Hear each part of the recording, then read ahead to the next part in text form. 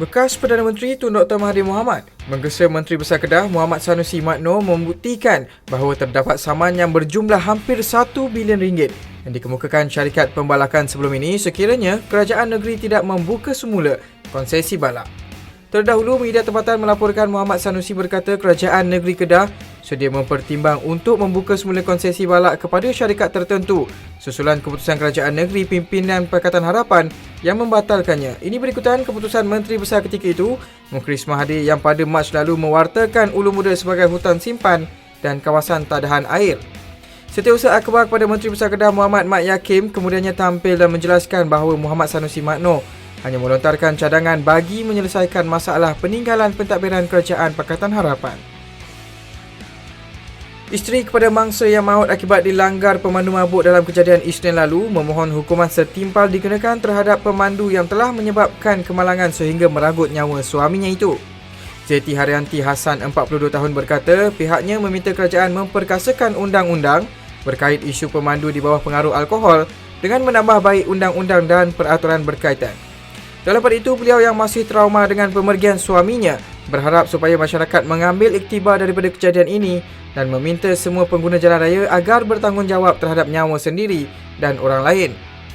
Terdahulu, Erwan Herman Kamarudin, 41 tahun, maut selepas kereta Toyota Yaris yang dipandunya dirempuh kereta Toyota CHR yang dipandu oleh seorang peraih ikan berusia 42 tahun secara melawan arus dalam keadaan mabuk pada kejadian jam 9.20 malam kemarin, dan jenazah telah selamat dikebumikan sekitar jam 4.30 petang semalam selepas solat jenazah di Masjid Al-Raudah di Kuantan, Pahang. Pemuda UMNO mendesak agar cadangan pindaan terhadap Akta Pengangkutan Jalan 1987-Akta 333 dibawa sebagai salah satu usul utama selepas usul menjunjung kasih Tita Diraja dalam sidang Dewan Rakyat pada 13 Julai depan. Ketua Pemuda UMNO Dr. Ashraf Wajdi Dusuki berkata Menteri Pengangkutan Datuk Seri Wee Ka Siong perlu memastikan pindaan tersebut bukan sahaja mengenakan hukuman yang keras ke atas pesalah tapi turut menggantung lesen mereka seumur hidup. Menurutnya, bagi langkah jangka panjang, sudah tiba masa kerajaan menangani isu ini secara holistik termasuk mengisi kelompongan perundangan.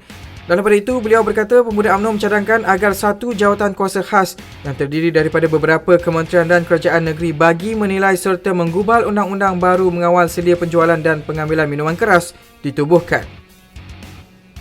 Semua majikan diberi tempoh penangguhan selama 3 bulan sehingga 31 Ogos 2020 untuk melakukan persediaan dalam memenuhi keperluan pematuhan pindaan Akta Standard Minimum Perumahan, Penginapan dan Kemurahan Pekerja 1990-Akta 446 pindaan 2019. Ini berikutan pindaan akta itu akan dikuatkuasakan kerajaan bermula 1 Jun hadapan dan bakal dilaksanakan sepenuhnya mulai 1 September 2020. Menterinya Datuk Seri M. Saravanan berkata menerusi pindaan ini, bidang kuasa Akta 446 yang sebelum ini hanya mencukupi aspek perumahan dan penginapan para pekerja di sektor peladangan dan pelombongan yang melebihi 20 ekar telah diperluaskan. Menurutnya, pindaan akta itu membolehkan bidang kuasa Akta 466 turut mencakupi aspek perumahan dan penginapan para pekerja dari semua sektor pekerjaan. Pemain pertahanan Newcastle United Danny Rose mengkritik tindakan pihak Liga Perdana yang mahu menyambung semula sesi latihan dan saingan Liga Perdana Inggeris walaupun pandemik COVID-19 belum berakhir di negara itu.